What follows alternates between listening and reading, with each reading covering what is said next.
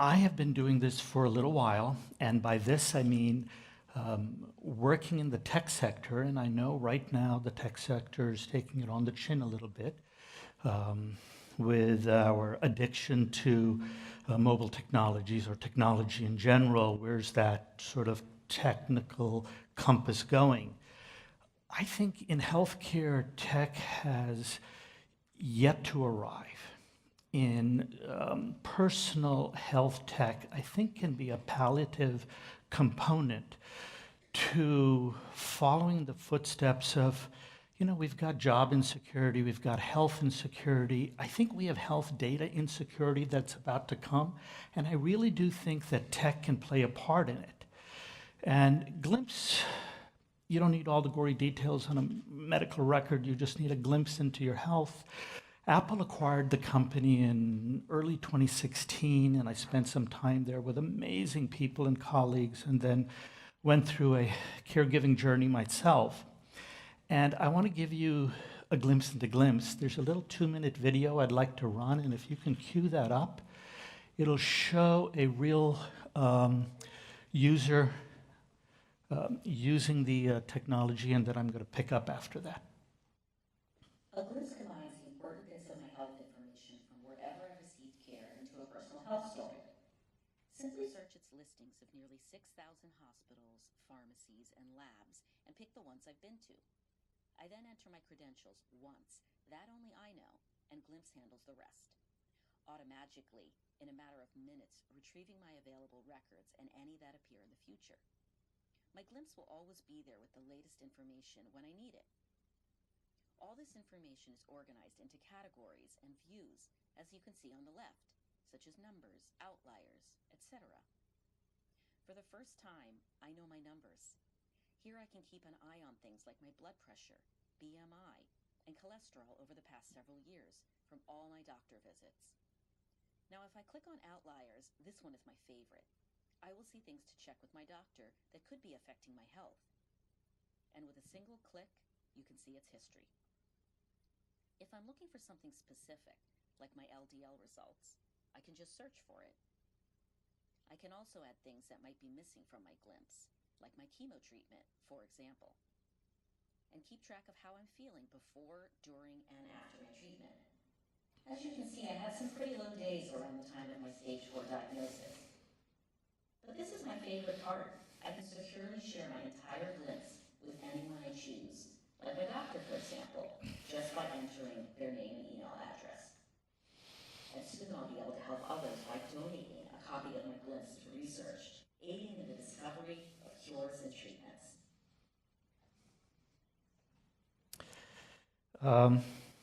When Apple brought us in, and they talked to a lot of small companies, typically companies will pull up their slide deck. We never did. We just went straight into showing a live glimpse. That's a live glimpse, and the voiceover is my little sister, Tanya. Stage 4 diagnosis in the spring of 2015. And she recently passed, so it's pretty fresh, and I have realized that my professional life and my personal life have found an intersection. When a company like Apple acquires you, it's a red letter day, and I thought, woohoo, I get to go to the beach and have a little drink with a little umbrella in it.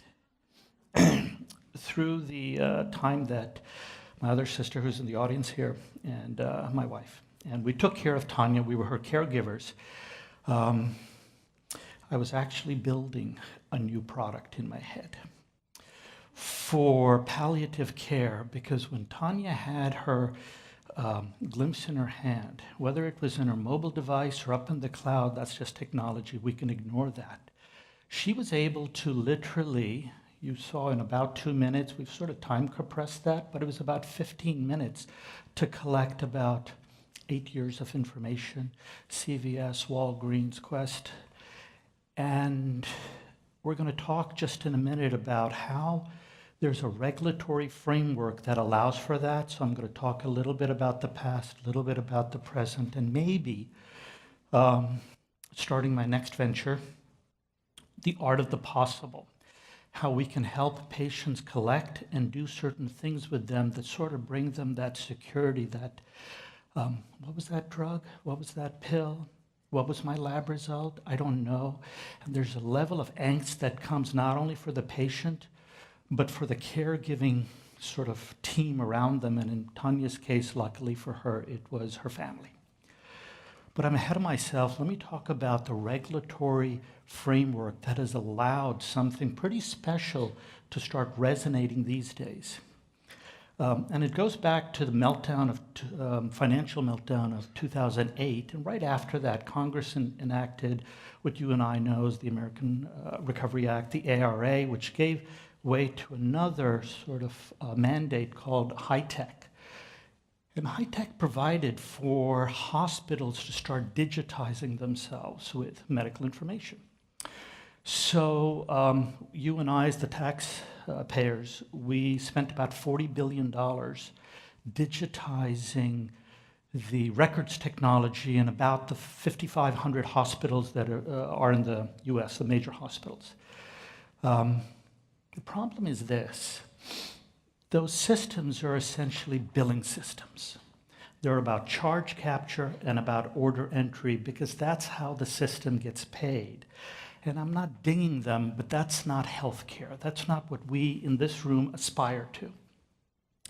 So fast forward to the slide deck, there were some requirements that are called meaningful use. Hey, we're going to give you this money, taxpayer money. You got to show us that you're spending it on electronic health record systems, or what's called EHR, and you're using them in a meaningful way, so meaningful use. Came in 3 buckets. The first bucket is you got to start digitizing. Okay, check. The second one is you got to start sharing. Not so much. And the third one is you got to start outcomes analysis. You got to start looking at how the outcomes are either improving or not, and swing that back so you can start to figure out, close the loop, and figure out what's working, what's not. One of the things that came out of that story is that healthcare technology is following banking technology, because in the old days, you and I had to go to a brick and mortar place that was only available for a few hours. Then we had an ATM that was available to us for the 23 hours that the bank was closed. And then we had web, so we could do some web banking, and now we have mobile. We can take a photo and sort of it gets put into my account. I think that banking is about a decade ahead of where healthcare is going. But I'm excited because one of the things that came out of the meaningful use and the High-Tech Act and the $40 billion was that what you saw in the video before, Tanya was able to log in and create an account, much like you have maybe an email account here and here and here, but you have a reader that pulls all that information down into one place so you can make sense of it. Part of the High-Tech Act said there will be patient portals in front of Stanford and UCSF and Sutter and CPMC. We'll have a patient portal where you can create an account and certain kinds of information are pushed to the back of that portal, and then Tanya can download it. What we saw was Tanya was releasing her information. This is all live. This worked. This is not a demo. This is not a proof of concept. She actually used it, and I'm going to describe that in a second. And she was able to get those coarse grained documents and push them up into the cloud, whether it's on a device like your mobile phone or a cloud, where some of our software, we call it a chipper shredder, and it took those coarse grained documents and just blew them apart and said, well, hemoglobin over here is the same as HGB over there or hemob over there, so we're going to plot them over time. The nice thing is that Tanya could use that information to share with her caregiving team.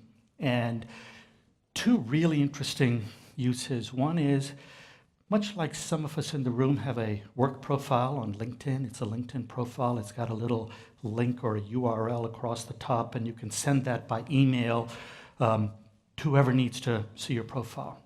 Tanya had a LinkedIn or a little link of her glimpse, and she was able to share that across state lines for a second opinion. A whole hour was spent reviewing this information.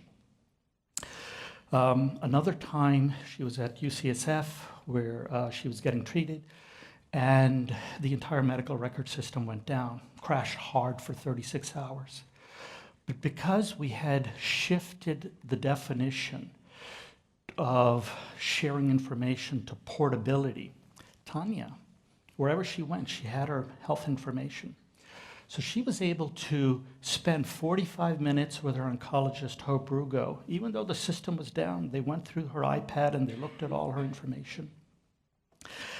I didn't know that was up, but I'm going to let you read that for a moment.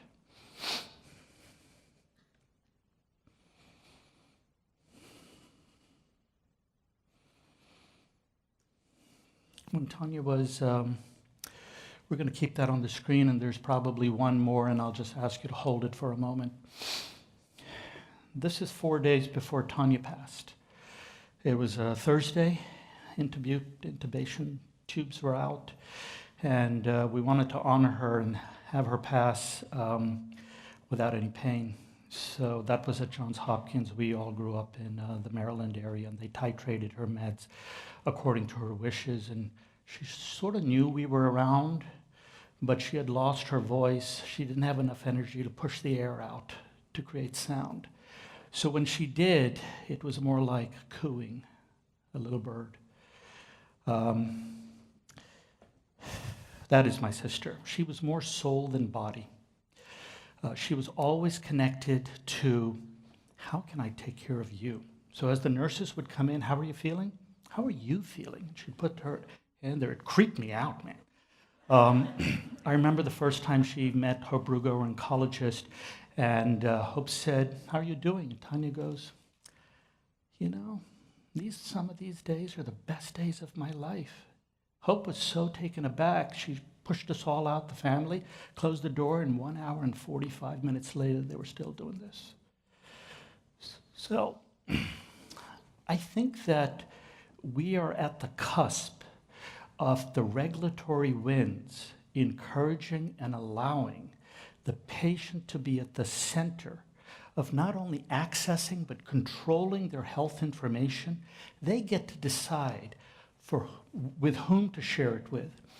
And much like the panel said before about organ donation, when Tanya was diagnosed, people came out of the woodwork and said, what can we do to help? And there's not a lot that people can do.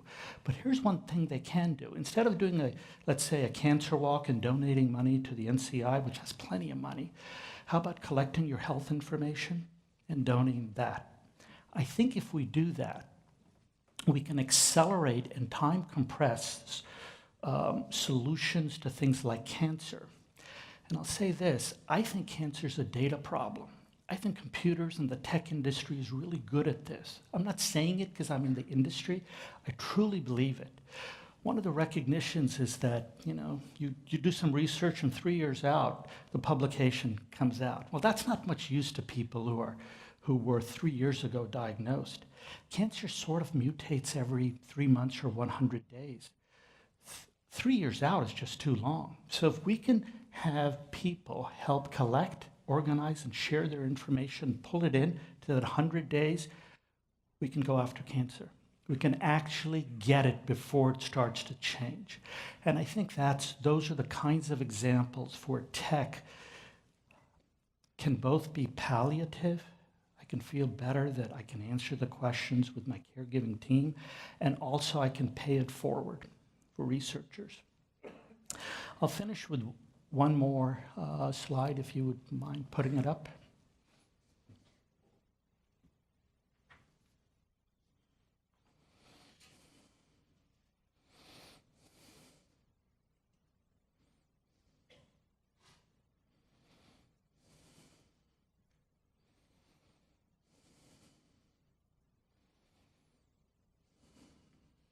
I apologize for the profanity, but this is how I felt, and this was the day after she passed. I realized at that time I wasn't going to have my little drinks with the little umbrella. I had to do something more. Citizen was born about 2 hours after she passed, and we're just getting started. We're actually, CNBC is doing something today, and we're sort of announcing that I promise I'm going to do my very best to kill cancer in my lifetime. Thank you.